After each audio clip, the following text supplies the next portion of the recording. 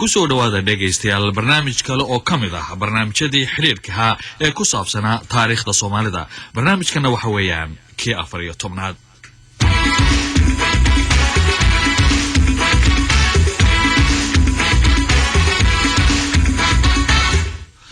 toddobaadkii hore waxa dhagaystayaal aanu idin maqashinay sidii Soomaalidu ay taageerada uga weyday dawladihii awoodda lahaa xagga militariga marka la eego reer galbeedka iyo reer bariga ahaa dagaalkii dhexmaray Itoobiya iyo Soomaaliya sanadii 1977 ilaa 1978 maadaama Soomaalidu taageero hadaba ay ka weyday reer bariga iyo reer galbeedkii labadoodaba sababtuna ahayd iyadoo loo arkay Soomaaliya in dagaal gardarro ay ku qaaday dalka Itoobiya. waxa markaas la isweydiin karaa dhagaystayaal xagee ayaa Soomaaliya looga heliyay ama taageero ay ka heshay. General Maxamed Cali Samatar oo isagu markaasi hogaaminaya dagaalkaasi ee Soomaaliya iyo Itoobiya dhexmaray dhinaca Soomaalida markii arintaasi aan wax ka weydiinay waxa uu ku jawaabay wallahi duunka carbeed siduu u dhan yahay ama hiil ama hoo baan ku haysanay mucaawina askariya ama isbarbartaag siyaasadeed ayaan duunka carbeed oo dhan ka haysanay. waa tahay haddii laga reebo cadan iyo Liibiya oo markii dambe iyada lafsadeeda dhankaas ku biirtay. maxaa ugu badnaa marka taageeradan siinay ma lacag bay ahayd ma hub bay ahayd yaa ugu xoog badnaa marka deeqda la bixinayay dagaalka la siinayay dhinaca adduunka carabta marka adeegto? waxaan oran karaa Sacuudiga ugu roodaayo lacag buu bixinayay habbixiye annaga lacag cadaan inaan ka qaadano ma baahneen hub baan u baahneen marka hubka aan soo iibsanayno meelaha qaarkood hubkaas lacagtooda asaga bixinay Sacuudiga bixinay مثل dawladaha qaar caraba baan hub ka soo qaadanay hubkii lacag bay rabeen lacagtii Sacuudiga bixiyay. Yurubta kale waxbaan ka soo qaadanay ama aan dhaho suuq aanan markaa rasmi ahayn maxaa yeelay waxaan saarnaa embargo markii arrimaha noocaas oo kale ay jiraana waa inaad xal heshaa iskama fadhin kare markii dagaal uu ku haysto waa inaad xal heshaa. adduunkana suuqyo badan oo maaragtay bari iyo galbeedba leh oo hubka lagu kala iibsado oo dariiqa aanan caadi ahayn loogu kala iibsado ayaa badan. marka sidaasaan ku soo iibsan jiray. suuqa ugu xooga badnaa ee General Samatar bariga wax ka iibsan jireen xagee buu ahaa? wallahi noocyo badan bay lahaayeen bariga haba u badnaado Bulgaria iyo Czechoslovakia iyo haba u badnaadaan laakiin haddana xagga reer galbeedka lafsadiisa waa ka helaynay. waxaa jira niman dulaali ah adduunka buuxa weliba reer galbeedka dalalkan la yiraaho dhexdhexaad weeye sida Switzerland oo kale iyo dad waxaa jira ku takhasusay arrimahaas oo maaragtay xiriiro badan leh oo hubka ka beecishtaro oo yaqaano oo maaragtay sida loo galgalo meelaha iyo sida looga soo saaro intaba yaqaan. marka masalan arrintaas marka hub aad ku raadinayso dariiqan sharci ahayn. sida haddaba dhegaystayaal laga yaabo in qaarkiin aad ka warqabtaan dalkii midowga Soviyeeti la oran jiray muddo dheer ayuu Soomaaliya ka taageerayay dhinacyo badan oo ciidamadu ay ka mid yihiin taasi oo ka horeysay xilligii Soomaaliya taladeeda ay la wareegeen ciidamadu. intii ka dambeysayna kumanaan khubara Ruus ah oo dhinac walba leh ayaa iyagu joogay wadanka Soomaaliya. waxaa markaas la isweydiin karaa dagaalka Soomaaliya ay ku qaaday Itoobiya Ruuskii marna ma tuhmay hiiga dagaal ee Soomaaliya ku jiray. General Maxamed Cali Samatar oo weliba ka mid ahaa raggii golihii sare ee kacaanka ee laga tuhunsanaa inay aad isugu dhawaayeen midowgii Soviyeeti markii aanu arrintaasi wax ka weydiinay waxa uu yidhi haddii maya aan ku dhaho been baan sheegaya maxaa yeelay nimanka aad baan maaragtay isugu xirxireen aad bay waxyaalaha naga ula socon kareen dad maaragtay sophisticated oo aad mukhaabaraadkooda iyo informationkooda iyo waxoodaba aad u dhisan yihiinna waa yihiin. marka ma ayan tuhmin kuma dhihi karo waa tuhmeen inkastoo annaga aan ku dadaalnay inaan ka qarino ma jirta marna inay idin kala hadleen matalan tusaalahaan waxaad ka soo qaadaa sida aan maqlay matalan wafti adigu aad hogaamineysay 1976 oo xisbiga iyo markaas saraakiil ciidamada ka koobnaa oo wadanka midowga Sovietiga in iyada lafaanteeda la idinla soo qaaday oo tuhunkoodii ay cadeeyeen dalkii midowga Sovietiga loo oran jiray ma jirta berigaas taas ma jirin sheekooyinkaas wax jira ma annaga waxa aan midowga Sovietiga ka helaynay ama ka qaadanayna wuxuu ahaa qorshe maaragtay sanawi oo la isla yaqaano la darso oo la isla ogolaado oo wax improvisation lagu sameeyay ma uusan ahayn waa tahay ma yanahan waxaas ay ugu soo dhacay maanta berri waan kula ordaya ma ahayn waxay ahayd مثل سنة كدم بوحة لفيليو سنة كهر بالسي قرشيني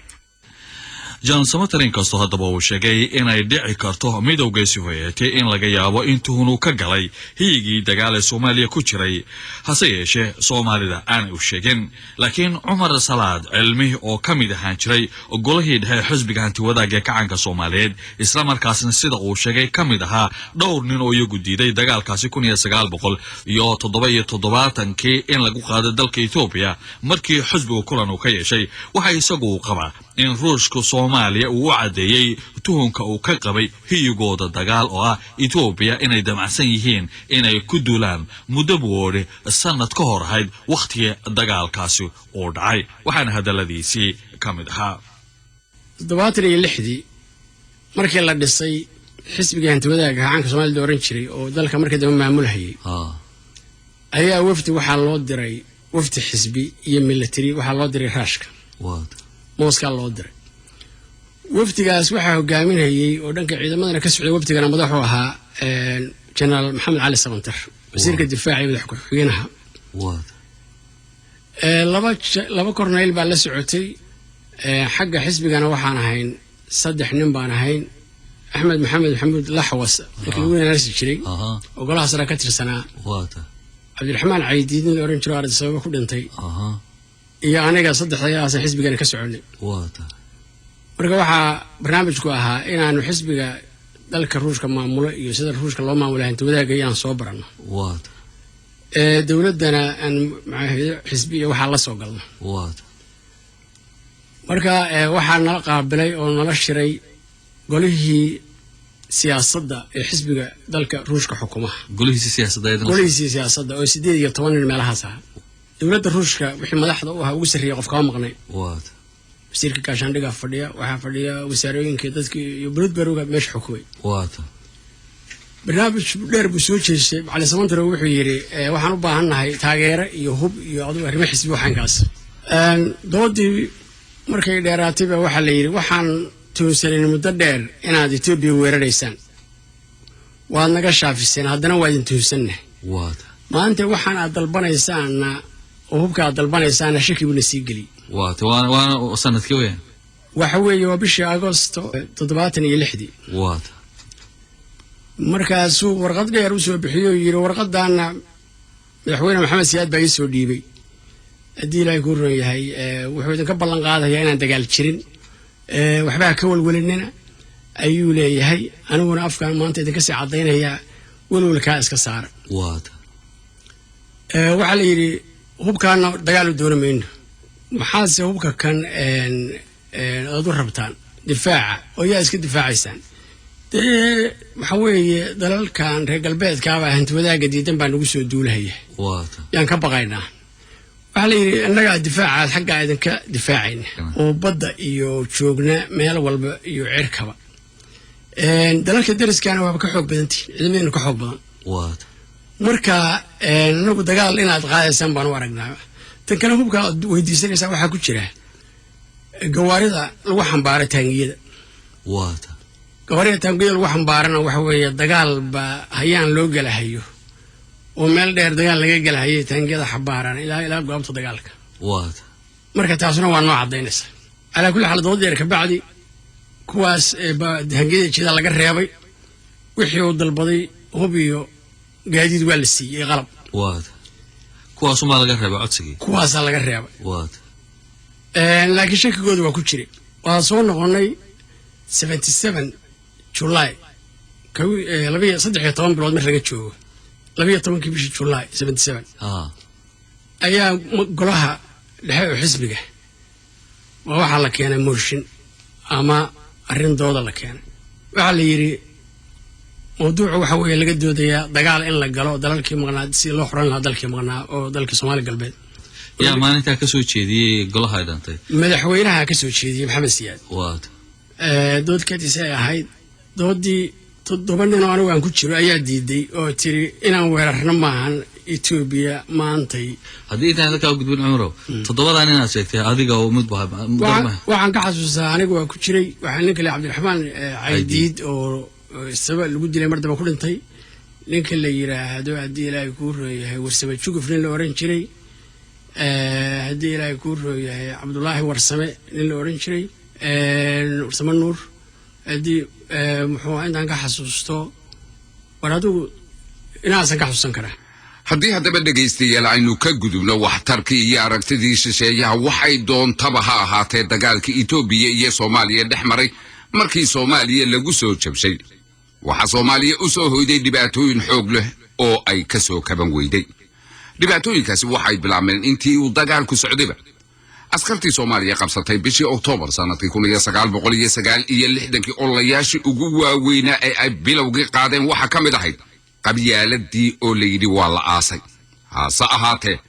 waxa si cad boodhka looga tumay oo looga jafay oo la adeegsaday xilligii dagaalku socday oo ay noqotay in ree hebel la raadiyo waa kan General Samatar waqtiyadii dambe dagaalku uu soo kululaaday waxaa dhacday dagaal wuxuu u baahan yahay si joogto ah in loo supply gareeyo supplyga ma aha keliya hub iyo raashin iyo rasaas iyo maahe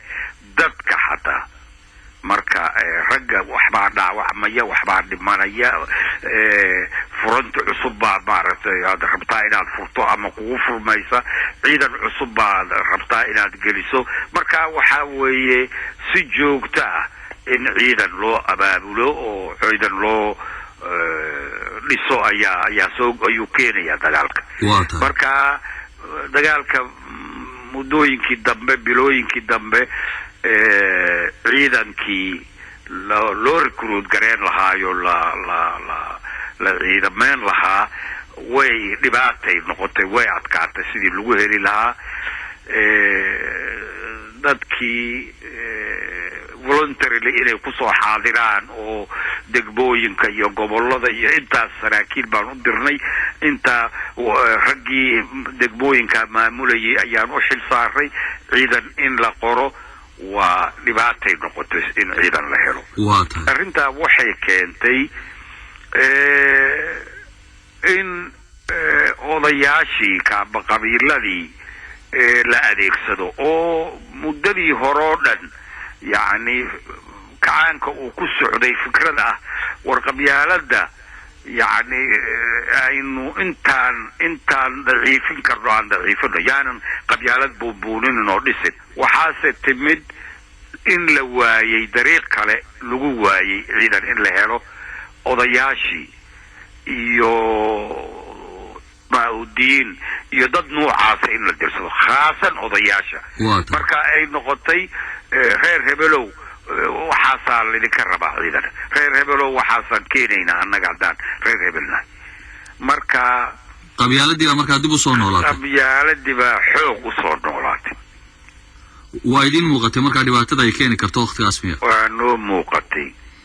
calaa ay xaal dagaal baa lagu jiray wax walba waxbaa ka daraaya annana waxaan u baahneen dagaalka inaan ciidan u helno waa hagaag cudurka qabyaaladu haddaba inuu dib u soo shacbo xilligii dagaalka sida uu sheegay General Samatar waxa isaguna ka markhaati furaya Cumar Salaad Cilmi oo sheegaya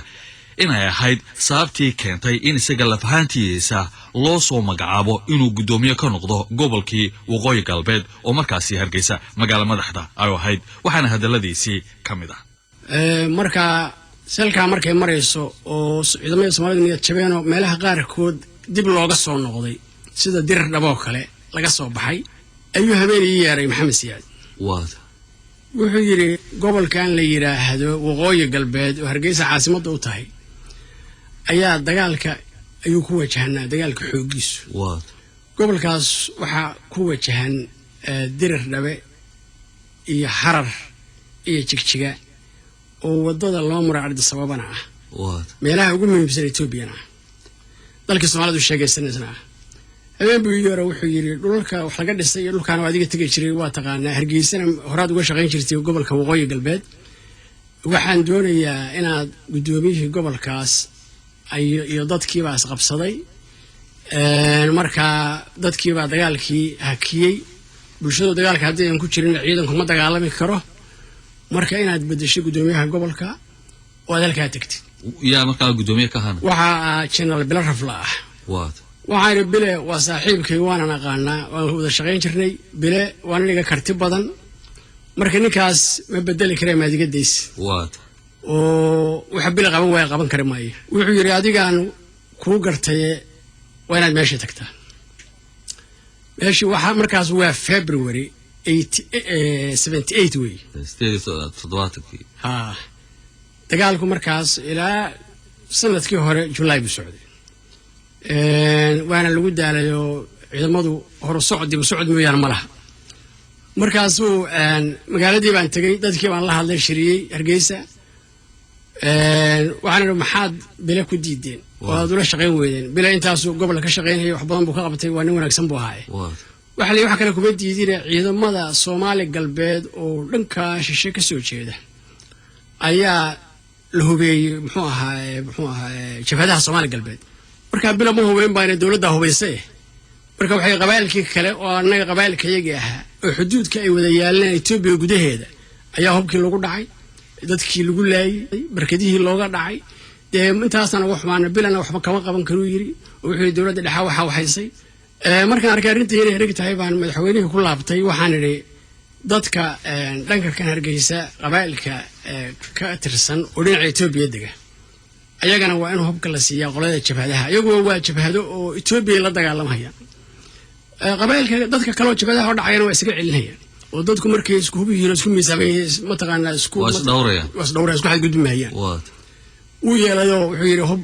oo qaybiyo sidii baan uga jabhadaha ka dhigaa waxaan Itoobiya la dagaalamaysaa Soomaaliya la dagaalamaysaa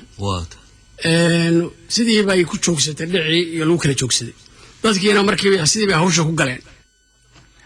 haddaba dagaalkii 1977 markii Soomaaliya lagu soo jabiyay oo uu go'ay xiriirkii ka dhaxeeyay midowga Sovieti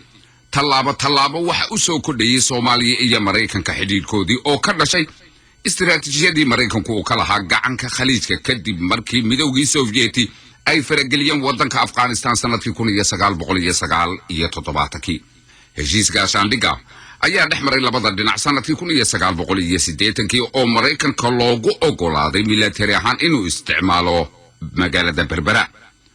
Mareykanku gargaar xoog ah ayay Soomaaliya markaasi siiyeen sanadkii 1980 laakiin waxa uu ka cagajiiday inuu taageero military u siiyo